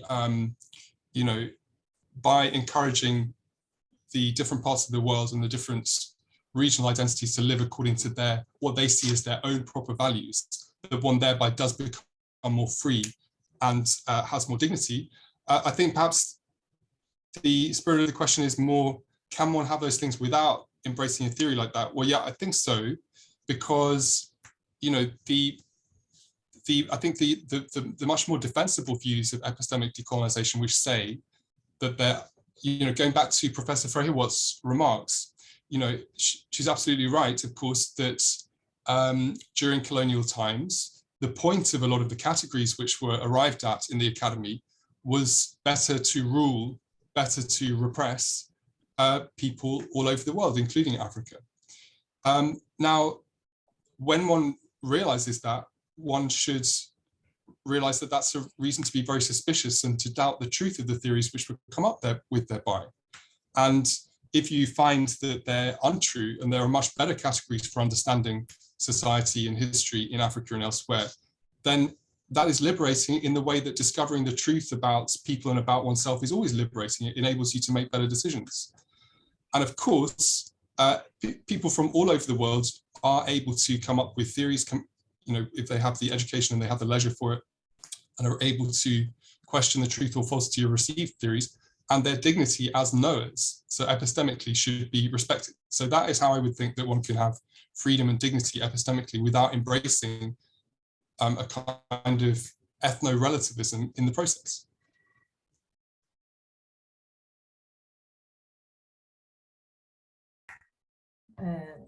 Indula Misudadla, please present yourself, introduce yourself, please. All right, no, thank you very much. I'm sorry, I realized that my name appears as one whole, which is strange to read. My name is Ndumiso, and in fact, although I'm in a cold place now, I'm also generally from the place where Professor Hall is. I suppose that my own curiosity is informed by pretty much the same kind of sensibility as Professor Frehiwot. And this is about the motive behind this identification and classification of the tendency of decoloniality as a right-wing tendency. What the function of this kind of classification becomes. And it is interesting that in the distinction between those who are under critical attack and those who are the good decolonizers, the list of the good decolonizers includes two Oxford-trained analytic philosophers as examples of the good colonizers, of the good decolonizers, rather. Maybe it's a Freudian slip, but the conclusion of the criticism reaches recent discursive South African history, where one potentially mischievous minister draws upon a long existent criticism of South Africa's transition to democracy, which is very much identifiable with the late Nkrumah from the period of neo-colonialism after the coup, which is the starting impetus of the decolonial enterprise, which is the recognition that the restoration, the nominal restoration, whatever was described as independence, did not at the same time. Nkrumah's thesis is far stronger than the Mignolo's, because his argument is that it's not simply as in Ngugi that the colonial enterprise lives in knowledge and being, but in fact that imperialism has effectively hollowed out any claims of sovereignty on the African continent. In the case so people get political regimes but do not own. Ali Mazrui says, we receive the crown, but the British keep the jewels. And this is the point, that people inherit states in which all the resources and the capacity to make laws which can feed their people to reclaim their country are taken over by a set of machinations. Now, the object of criticism in this piece was based on this mode of criticism, that the Constitution of South Africa, which history demonstrates was written by multinational corporations and South Africa's conquerors in order to restrict the capacity of parliament, which had existed before the Constitution, to make law, for instance, to redistribute the resources of the country, have been taken over by a constitution not written by South Africa's people that retards their capacity to actually address its inequalities. Now, if this mode of criticism is what demonstrates a right-wing tendency, this is rather interesting to me, because the actual, the root of the criticism is anti-imperialist, and it originates in a tradition of legal and political scholarship, which is anti-imperialist, about the restoration of sovereign title to territory. So if the objective of the criticism is to show that, in fact, when these decolonial gestures of the restoration of sovereignty reach a political state, they are right-wing. This is very strange, because the implication is that the universal values of our empty bill of rights, which give a right to life, but make it necessary to pay money to eat food and to go to hospital, are universal and purportedly left-wing. But the insistence that we should have the capacity to make legal and political interventions and real sovereignty in the country become right-wing. This is rather curious. So I am interested in the ideological underpinnings of the classifications of the tendencies, especially as they express themselves in the conclusive part of Professor Howe's talk, where the attempt at the restoration of sovereignty is identified as a right-wing impetus. Thank you. Thank you very much for that question, Professor Dladla. It's good to see you again. And let me reply to that directly. You know, so as you say, Kwame Nkrumah talked about neo-colonialism, where there can be formal state independence, but outside powers can retain a lot of control, especially via commercial levers and via international treaties and things like that, of what the country can actually do. Now, of course, you know, that's a reality. You know, that's common ground. That's certainly existed. Now, the idea that the Constitution of South Africa can be criticized, I'm also in total agreement with you about that. And you know, the question itself demonstrated that that sort of criticism can be conducted in a way which is totally universalist or objective, in the sense that I've been using those terms, because you know the point, because Professor Dladla made the point that the restrictions in the Constitution mean that the Parliament of South Africa is unable to pass laws addressing inequality.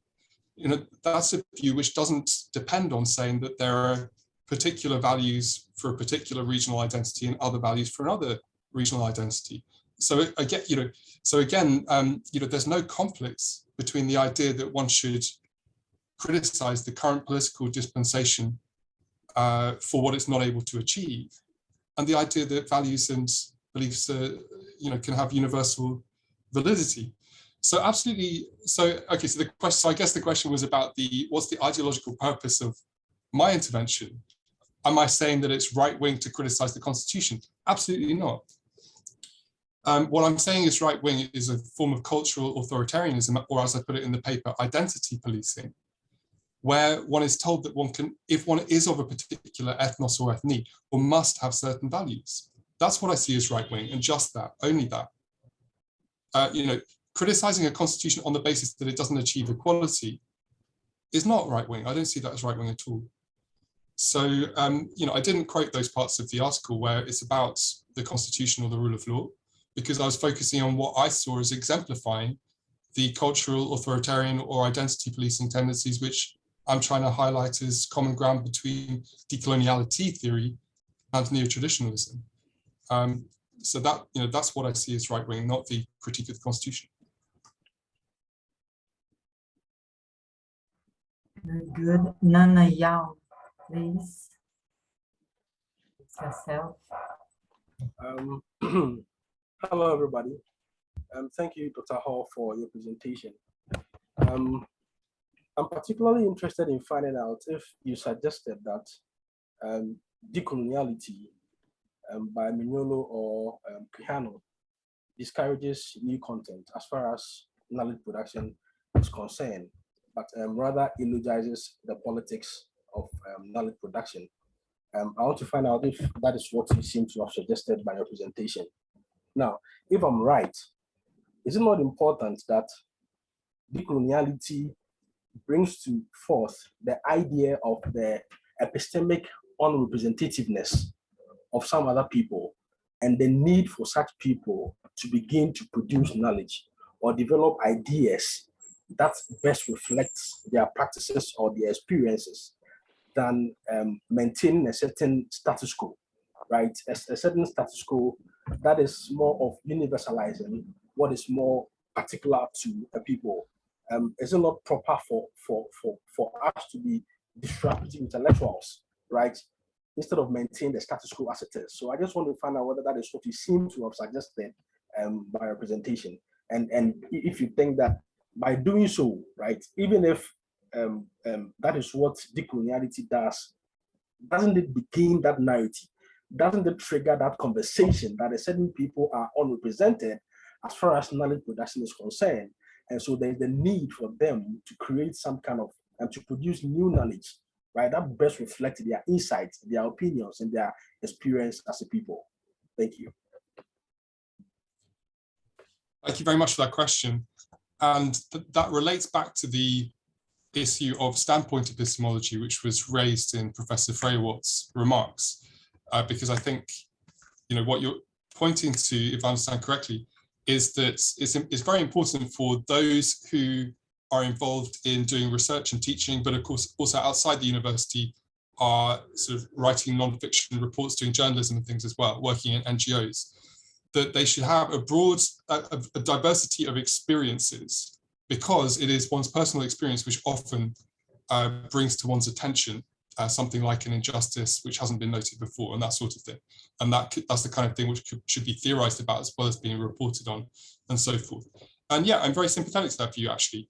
And of course, that doesn't require any sort of relativism, let alone ethno-relativism for it to, and in fact, it's the force of that idea is weakened if one is not a universalist. Because if one is an ethno-relativist, one says, no, we all sit in our little boxes. And of course, we can't understand each other's experiences properly. And what is true for me is not true for you. And that actually blunts the enlightening force, which often comes from people, whose experiences have not been represented in reporting or in academic writing or something like that, drawing everybody else's attention to things which are injustices which need to be fixed. So I am certainly, to a certain extent, very sympathetic to the idea that that knowledge production needs to change, and it needs to draw on a diversity of experiences. I think, so as a decoloniality theory, I don't think it is very much in line with that thought, because it sort of presupposes that we, in a sense, we already know the broad outlines of each regional identity group's appropriate values and ideas. And it's going around policing people who are willing to experiment and look at ideas which are not the ones which the theorists say are appropriate to their identity groups. And so in decoloniality theory, you often get this sort of stereotype that the West is individualist, and everywhere else, it turns out, is communalist and that sort of thing. I think that reduces epistemic freedom, these sorts of stereotypes which go along with the ethno-relativism. And so, you actually need to remove those sort of imprisoning stereotypes which come from this sort of epistemic ethno-nationalist theory, in order for the full force of the point you're making about people drawing on their experiences to build theories and to enlighten other people about the important things which need to be studied, to be taken on board properly. So if I may, do you then suggest that if there is no policing, right, in decoloniality, then the rate of acceptability is okay, as far as you're able to remove that policing element out of decolonial theory, you have no problem with it. And in the end, what you propose is the ultimate perspective to practicing decoloniality. Right. Yes. It's the relative. So it's number one, it's the relativism, but number two, it's a special kind of relativism, because it's not relativism to an epistemic system. It's relativism to a regional identity group, and that's what I think is especially pernicious and a problem with the decoloniality theory. If one takes away the relativism and the tying ideas very tightly to regional identity groups, well, yeah, it's not such a problem. But then actually, there's not very much left of many decoloniality theorists. Now, there are people, as I've mentioned several times now, who have who I think have constructive things to say about intellectual decolonization, even if they did go to Oxford. And so, the idea, so in particular, the idea that we should be alert to bias I think that's a very important heuristic in current intellectual work. And so going back to the point which Professor Frehiwot made before about the way that certain categories were introduced in order better to do indirect rule, as Mahmoud Mamdani has also looked at, that's alerting us to the fact that there may be bias which has caused falsity and a distortion in concepts in particular areas, such as, for example, anthropology. And so that's a reason to pay attention to those, to see whether there's bias coming from various areas, to compare that to the realities, and then to revise and to prioritize revising the received views in those particular areas. And so I think that's the sort of changes in knowledge production, perhaps, that you're highlighting. I think that those are very important things. And I think that actually, it's not, so this is, again, going back to the idea of why don't we lump decoloniality theory and other approaches to intellectual decolonization together? Well, I think it's because, approaches to intellectual decolonization like Professor Wiredu's, the late Professor Wiredu's, they're really, which take a universalist point of view, they give us extremely valuable tools, and they can be put into effect to really improve, the teaching and the research that we do. Whereas decoloniality theory and other epistemic ethno-nationalist theories, they're taking us in the opposite direction. It's not that they're going in the same direction, but they go too far or they go off course somewhere. It's that they're actually taking us in the opposite direction towards actually reinforcing colonial era stereotypes about what people of different origins should think. What we need is to say that where you're from shouldn't affect what you think. Rather, we need to be looking at biases which have affected what we're taught, which may not be true, and we need to be coming up with theories which are more adequate to the actual one world which we all share and we all live in. Thank you. Please, Faisal Garba. Yeah, thank you very much. Thanks, George. Great to see you. My network is terrible, so that's why I'm not putting on my video. So, George, two quick things. The first is around movements and works on the African continent that have really tried to centralize a certain broad human experience against a very narrow, particularistic colonial import, right? And this is what I mean. So in the anti-colonial movement, writings and organizing was, yes, geared towards very particular specific gains against forced labor, against resource exploitation, against dehumanization, but was opening up towards a different kind of humanity. So Adam Getachew wrote this book called World Making After Empire, which was really trying to show the extent to which that thinking was not about a continent or a nation, it was about humanity at large, right? So that in a sense, here they were confronted with a liberalism that came fully gapped in a very narrow, racist, ethno outlook.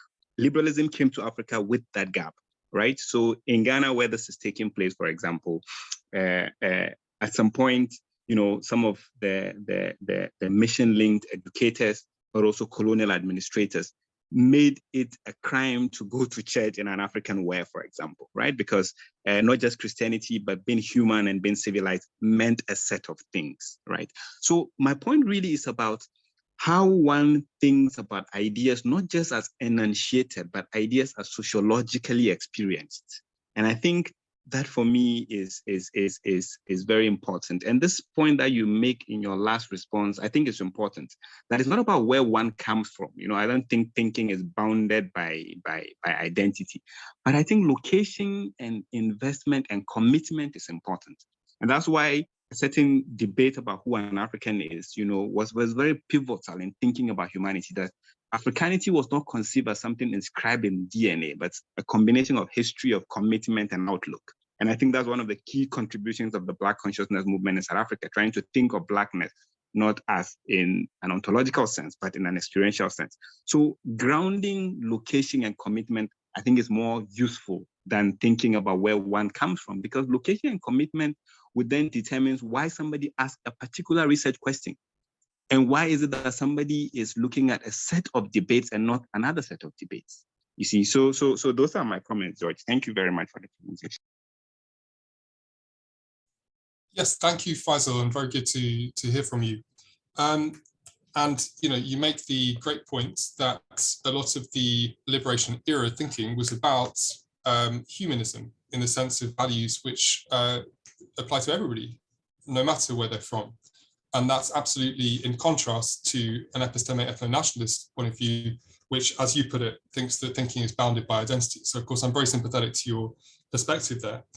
Yeah. Now, look, I think that there's a very important tightrope to walk here, where movements which you mentioned, like the Black consciousness movement, they are highlighting that there are legitimate cultural forms, legitimate ways of organizing life, or indeed particular areas of life, such as religion and ritual life, which had been unjustly and wrongly labeled as uncivilized before. And so it's very important for anti-colonialism to involve rejecting those labels and affirming the value of those cultural forms which had been suppressed. And indeed, some people are going to be much better situated to do that than others.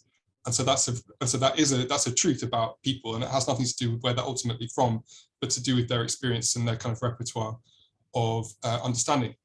And so the tightrope is to acknowledge the importance of reaffirming culture which has been falsely labeled and unjustly labeled, while not insisting that everybody who comes from a particular area must embrace one culture or another. I think I think the South African Black consciousness movement is a good example of a movement which kind of wrestled with that, because it fluctuated between formulations which were a bit more authoritarian or identity policing, as I would put it, and sometimes the use of the word non-white was took on that form, and then the official theoretical formulations by Steve Biko and Barney Pityana, which are much more careful about acknowledging this difference between cultural forms which some people will have a better connection with because of their experience than others, but that doesn't mean that everybody who is of a particular geographical origin must embrace that culture. So I think you're putting your finger on what I see as a really important tightrope to tread, and the danger is falling into the abyss of an ethno-relativism. So one needs to avoid that, while at the same time, bringing and in some cases bringing back cultural forms into what everybody values as the human repertoire of values and valuable ways of life, without identity policing, without suggesting that people must have certain beliefs or must engage in a certain form of life because they're from a particular place.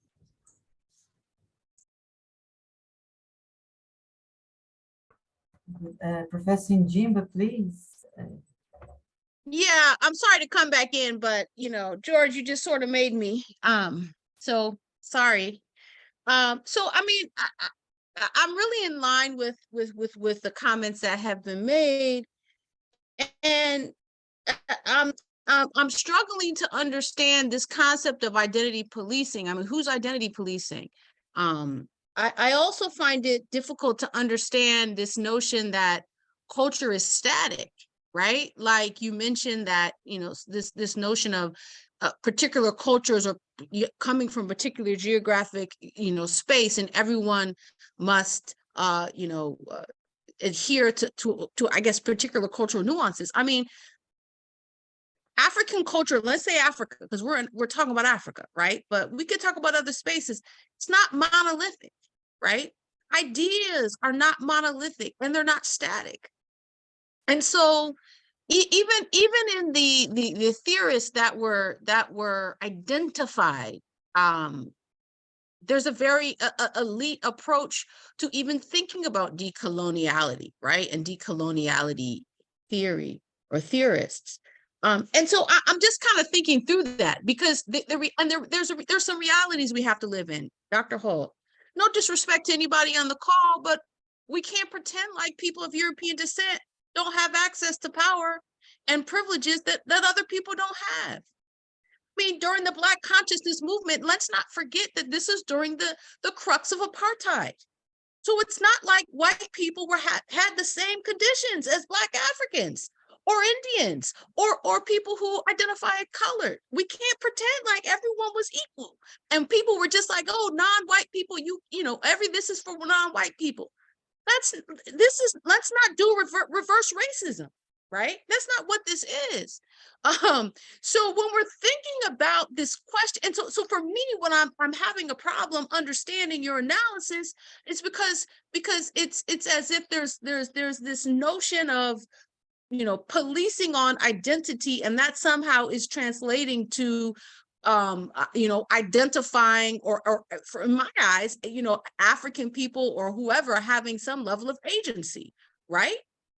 And so for me, understanding, for example, Sekou Touré says culture is the totality of a people. For those of us who don't know who Sekou Touré is, we should all read Revolution, Culture, and Pan-Africanism, where he speaks deeply about society and how society transforms in Guinea.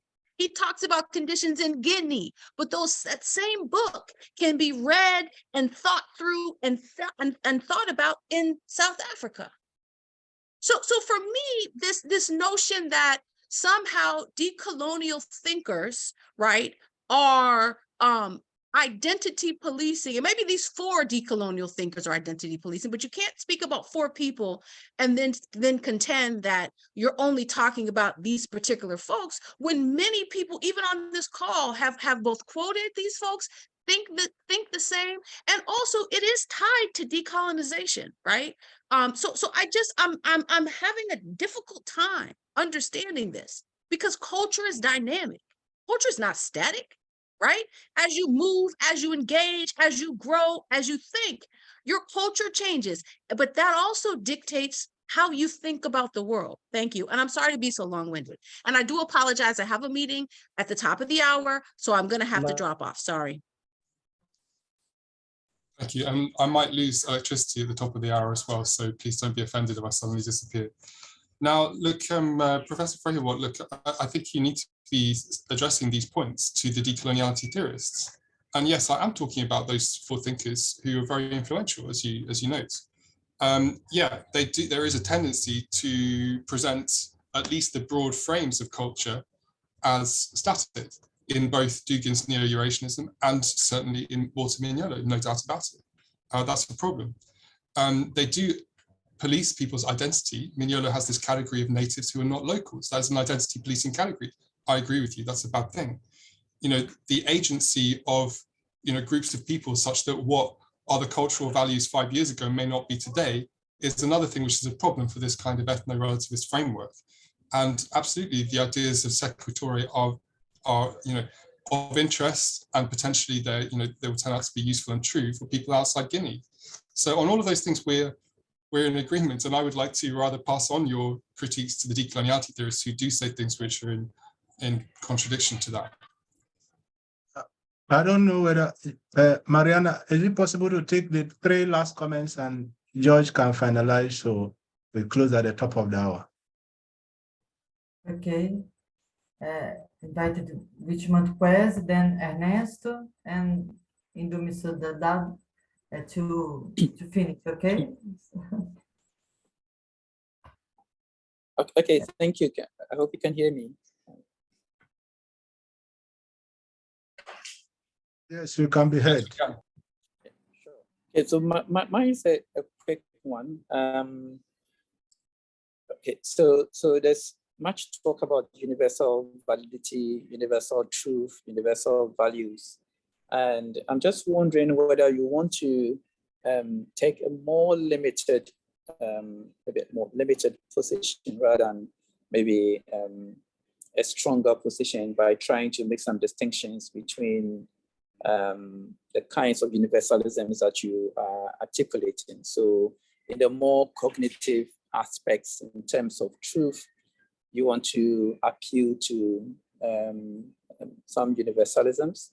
But when it comes to other dimensions, like in terms of values and aspirations and ideas, you want to take a more limited position without necessarily appealing to universal values, or the other way around.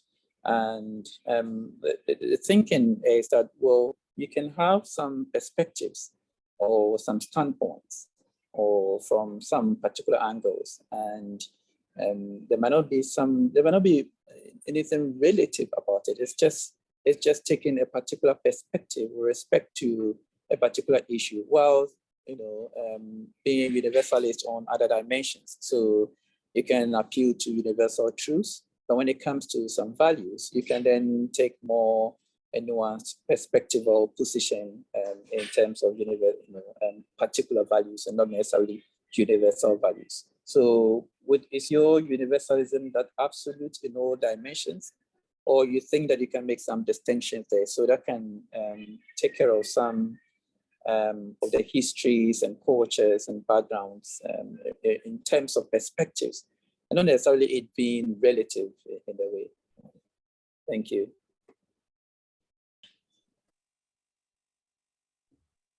You can join the 3 questions. Ernesto. Thank you very much. First of all, I think that let me lay my candid impressions of the presentation. I think that Dr. George Howe's presentation is a racist attempt to confound a liberating theory in the hands of historically and currently oppressed people of the world. That's my first observation. My second observation being that he talked about decoloniality being a visit to the past.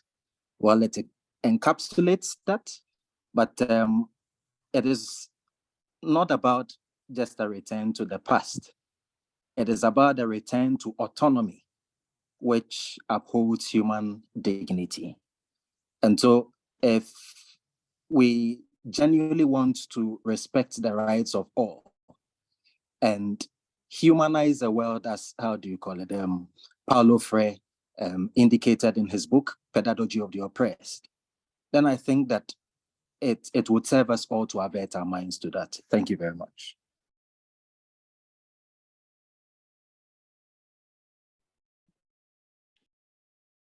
Okay, yeah. So, I mean, it strikes me, this question of universality is, it has a troubled past, and it seems to be, it currently appears to be the result of a supposedly post-ideological frame of the conclusion of the Cold War. It was uncontroversial between 1990 to speak of bourgeois science, precisely because of what Foucault later calls knowledge power, which the decolonialists take up.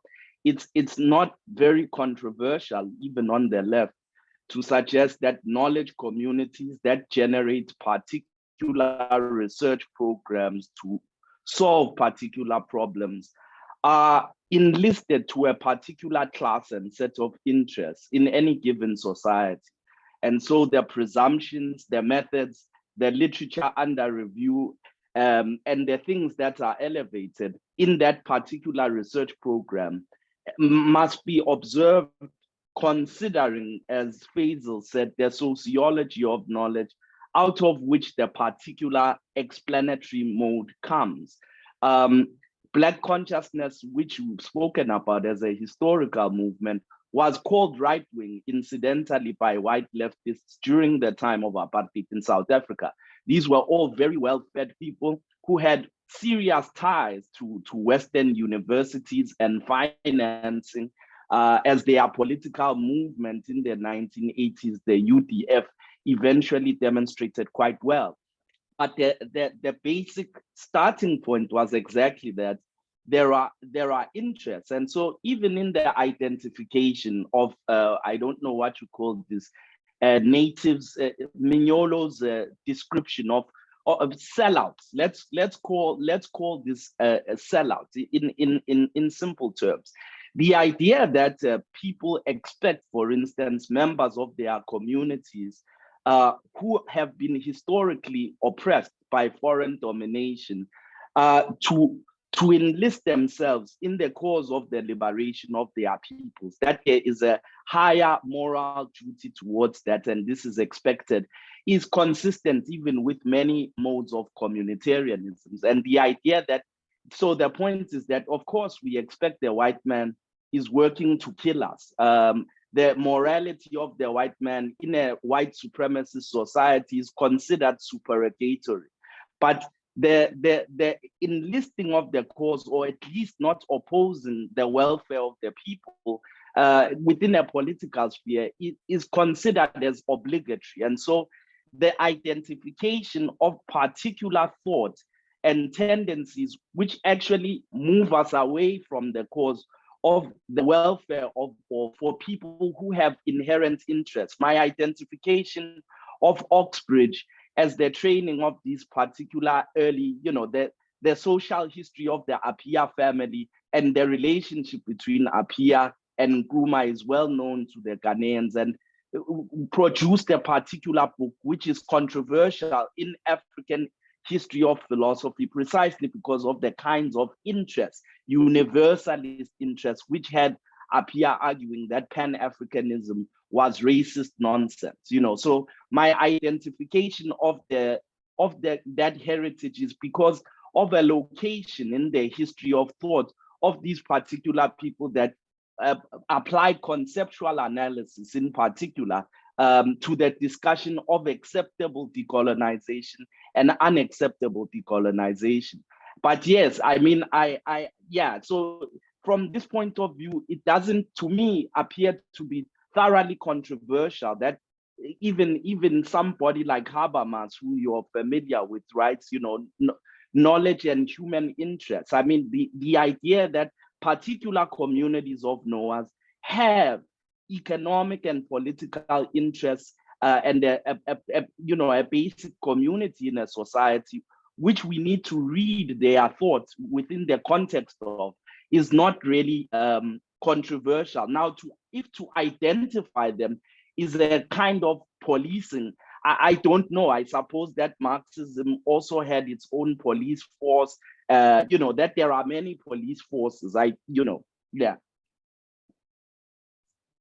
Okay, thank you very much. And apologies if the electricity goes while I'm answering.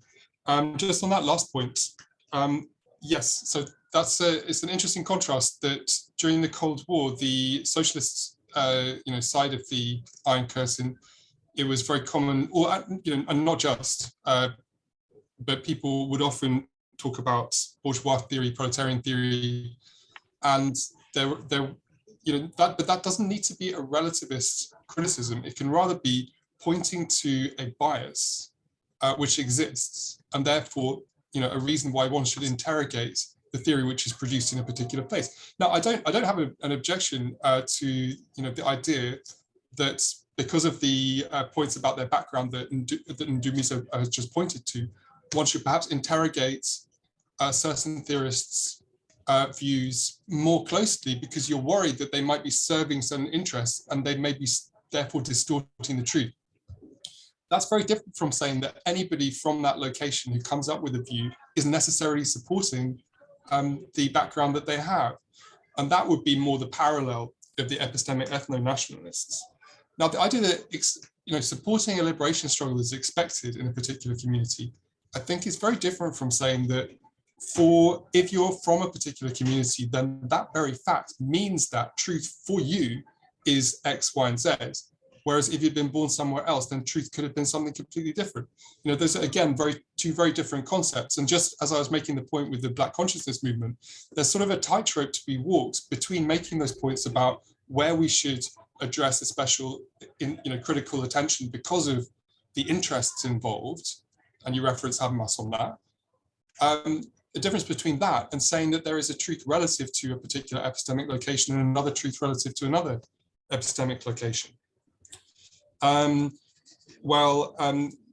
points which was made about the return to the past, no, I'm not actually saying that the decoloniality theorists want to return to the past, and it's also not true, by the way, of the neo-traditionalist theorists that they want a return to the past. Now, I do think that there is liberatory theory in the sort of general camp of intellectual decolonization, epistemological decolonization. And I've said why, and I've pointed to various theorists who I think provide that. I think that lurking under the title of epistemic decolonization, you have also people who have theories which take us in the opposite direction. And that's why I'm highlighting decoloniality theory. Ernesto, I don't think it's wrong to do so. I think it's important to show how these are actually, in many ways, they have more in common with the kind of colonial era anthropology which Professor Frehiwot drew our attention to than other efforts to decolonize in the intellectual sphere, such as those of Professor Wiretu. And finally, Richmond, great to hear your voice again. And very good points. Universalism, perhaps that's right for truth about sort of scientific matters or matters of history. Maybe we should be less universalistic about values. I would say, all that I'm committed to here is to saying that that should not amount to an ethno-relativism, a relativism about moral values or political values, which is relativized not to a particular system of values which one has chosen to embrace, but rather simply to the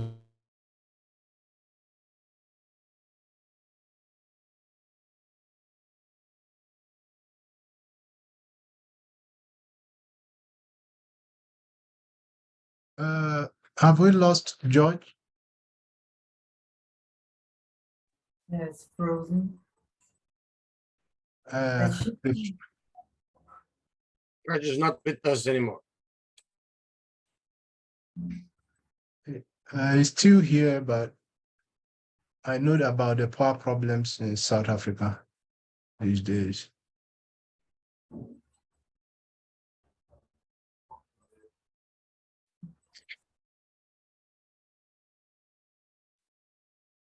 Okay. So if he's not able to join us, maybe in a minute or so, we will have to go. We know it's an ongoing debate, the issues he has raised.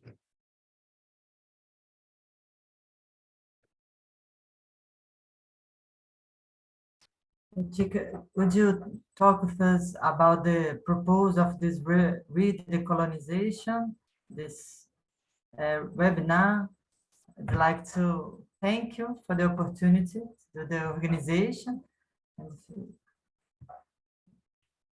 And thank you so much for honoring our invitation and for an excellent chairing of this meeting. Unfortunately, colleagues and friends, I think George did complain that his lights might go off by 2 p.m. or in 2 hours, beginning from when we started, and it's well over 2 hours since he started speaking. So I don't think he might be rejoining us soon. But thank you for joining a reading decolonization event on behalf of the Institute of African Studies. We are happy that you created the time to join our event once again. We will come back with another meeting, another important conversation of this kind. And you will, for those of us who are connected to our networks, you will get announcements. And also this particular event will be posted on our YouTube channel. So eventually we'll be able to access the recordings. Thank you very much, and we'll meet again.